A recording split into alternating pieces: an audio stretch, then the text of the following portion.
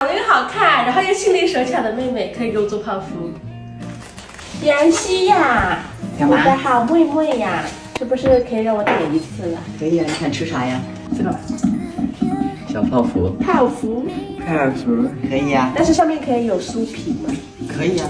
可以，好，明天期待你表现。好，明泡芙天做个吧。泡芙吧。好的，那我去洗洗睡觉了。谢谢你，因为有你，我去睡觉了。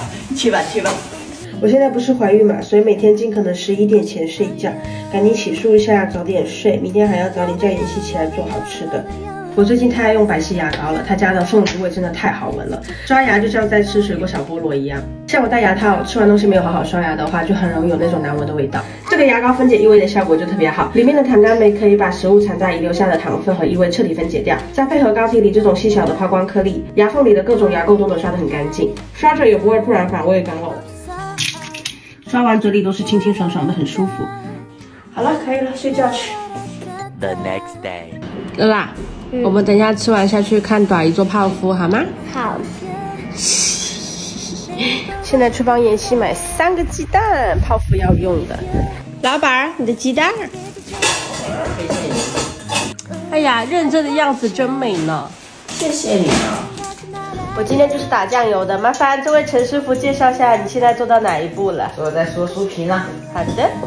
塞一下我们的低筋面粉。哎呀，这个要加热到微微沸腾。那全部沸腾了。删掉，删除。不可以，我要留着。不可以。好，我暂停了。微笑。马上就要用。你几个月啦8个月我们2个半斤8两。8个月。我们这个鸡蛋要分次下入。分几次呀？爱分几次？加油，加油，加油！哎，但是我感觉有点，怎么有点有点，有点。不是用吧，用吧，用吧，我换个小，用吧，用吧，用吧，用吧。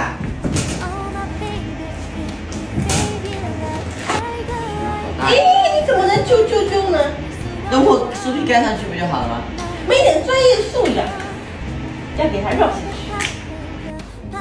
你看，这才叫没有揪。已经放进烤箱了，蓬起来了一个个。想吃吗？这边在啃皮，这边也在啃皮。小朋友，你多久没吃饭了？哈？现在组装一下泡芙就可以了。完美复刻吧。是的，是的，好完美，